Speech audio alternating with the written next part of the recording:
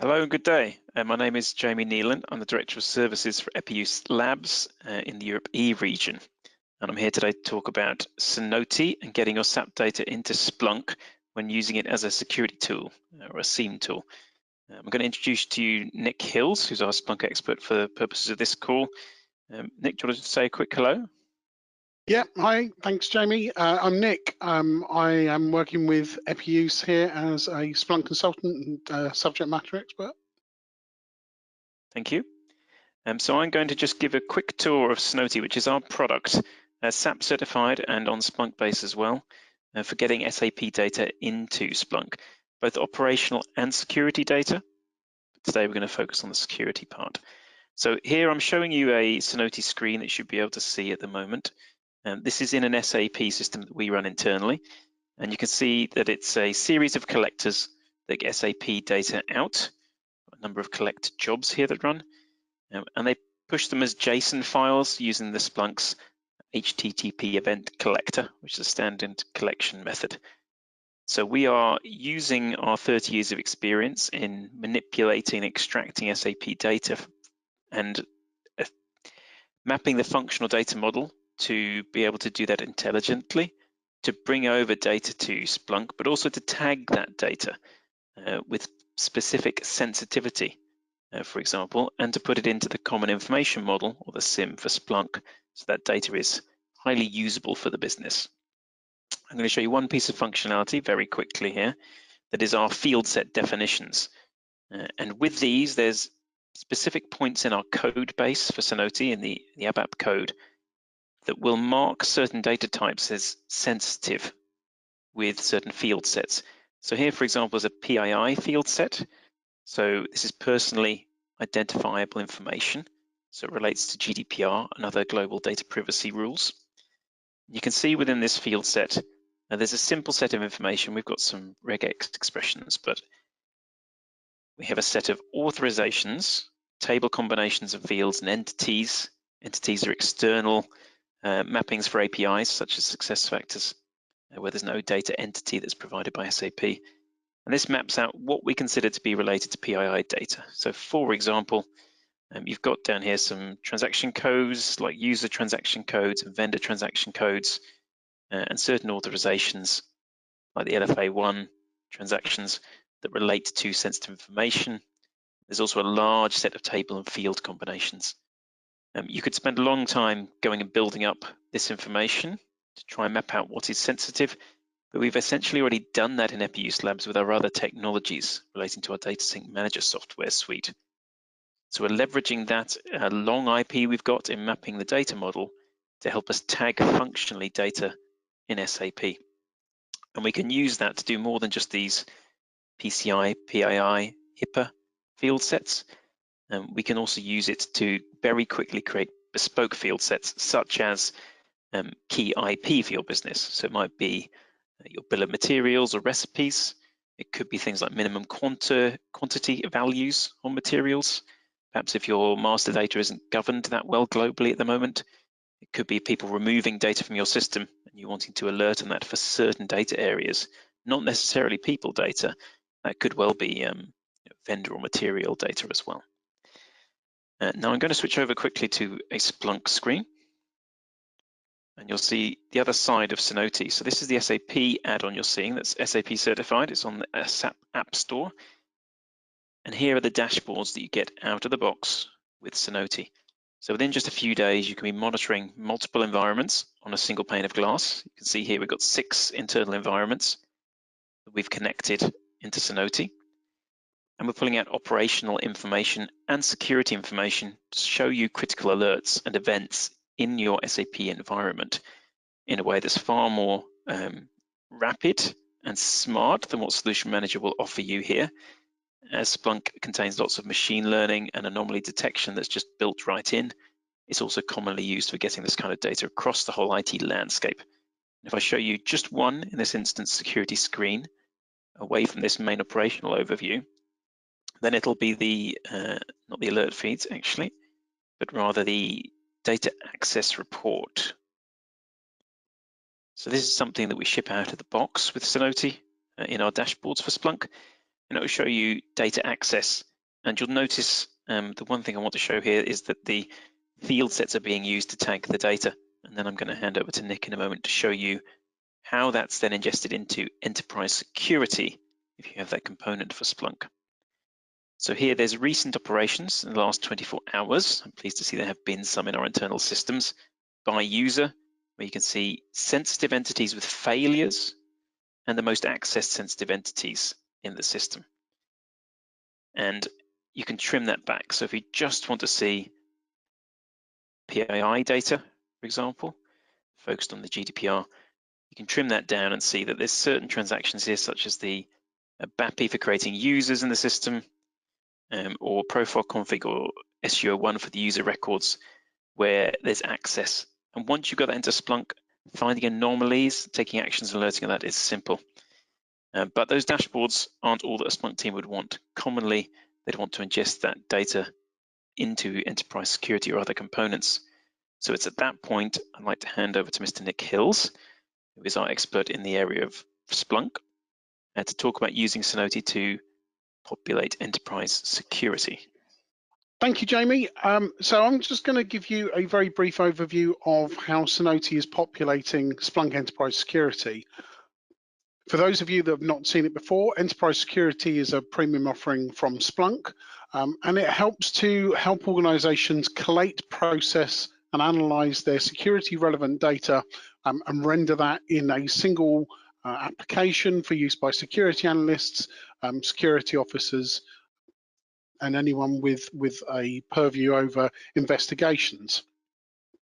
Enterprise security takes a huge amount of the workload off the security analyst by performing a lot of the background searching to help surface events that are notable or interesting, and perhaps mean more when they are correlated together with other events that are going on within the enterprise. The example we're going to look at today is only consuming data from SAP. So in a production environment, this might include data from your Active Directory, your email system, perhaps any of your endpoint applications that are focused on security, so anti-malware, data loss protection, for example. The data that comes in from Cenoti is already tagged with the sensitivity field sets, and that data is rendered all the way through into enterprise security, and it's used in a number of the searches. What we're looking at here is the standard page that an analyst would land at on the beginning of most shifts, and it summarizes some of the key events that have been going on in the security landscape over the last recent period. We have a number of key indicators across the top, which are standard and out of the box, but there's some additional ones here that are related to SAP, and these are the key indicators that Cenoti is helping populate. So it identifies the number of changes that have been made, how many clients are in use, and the number of SAP failed authentications, for example.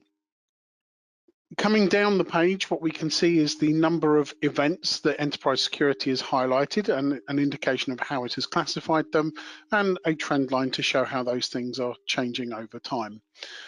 In the bottom left-hand corner, we have a summary of some of the most recent notable events. We can see that 3 of these are prefixed Cenoti. These are indicating that they are SAP specific use cases where a user has been accessing multiple clients at once. They've been making a high number of changes perhaps on that client, which is out of sorts for those users ordinarily. And there's an example down here where users are logging in to multiple IPs or terminals. There are 2 other events on here, the completely inactive account and brute force access. Those are searches that come with enterprise security, and no additional configuration is necessary to enable all of the enterprise security notable event searches that come out of the box. When the Cenoti data is passed into Splunk, it conforms to the Splunk Common Information Model, which means that data is normalized into a format that Splunk can already interpret and understand, and it can therefore apply its out-of-the-box learning algorithms and detection mechanisms for identifying anything of interest in those CIM formatted events. So from here, you can click on to a number of these notable events and you can drill down into them in a little more detail. I'm going to do that by opening another tab. And we can see here the summary of some of the recent notable events that have been triggered. And you can see these break down into some of the events we were looking at a second ago, multiple IPs or hosts being logged into, completely inactive accounts, and number of changes, high number of changes being made on a specific client. Splunk rates these with an urgency, and that urgency is calculated automatically within Splunk. You don't have to define an event as being more significant than another. Splunk applies its own algorithms to help surface events with an appropriate urgency. And one of the mechanisms it does this is by looking at some of the other events that are happening and rating or risk scoring those devices or those actors involved. In this case, we have a user who over time has had their risk score increased to 120, and there's a destination client here that has a risk score of 2500. And it's those risk scores combined with the notable event that's been detected that help surface the urgency that's presented. I'm just going to flick onto another tab and look at a few more of these events. And we have an example here where we've highlighted users who are accessing more sensitive data than perhaps expected. The classification of the data, being PII or PCI in the case of the last example, is from the field tagging that Cenoti provides and is ingested into Splunk. And therefore, sensitive data can be marked and identified, and then when it's rendered in enterprise security, the appropriate classification is applied to that event.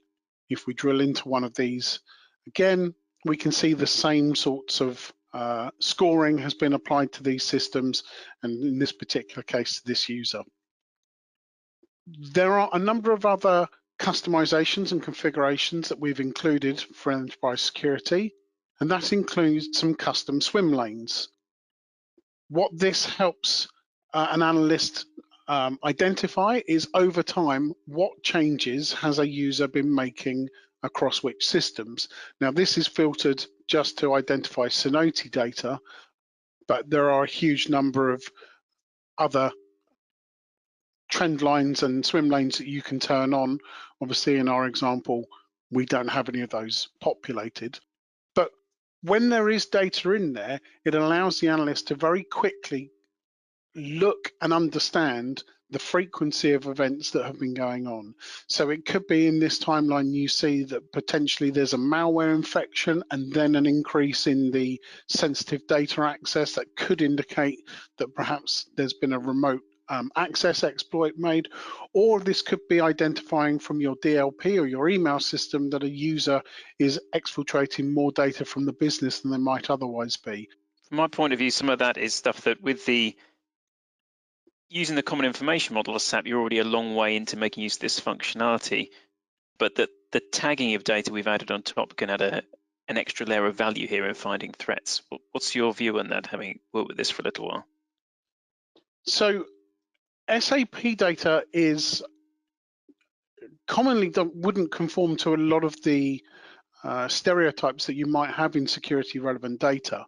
But having that extra classification to say this particular transaction or this particular request that was made or this particular rendering of that data is significant because of the security context of those fields, that provides a huge boost to the value that the data coming from Cenoti or coming from SAP means in an enterprise security environment. Excellent, thank you. I think that's our time as we're keeping these sessions short during the virtual event. So thank you very much for speaking about Cenoti. Cheers. Thank you.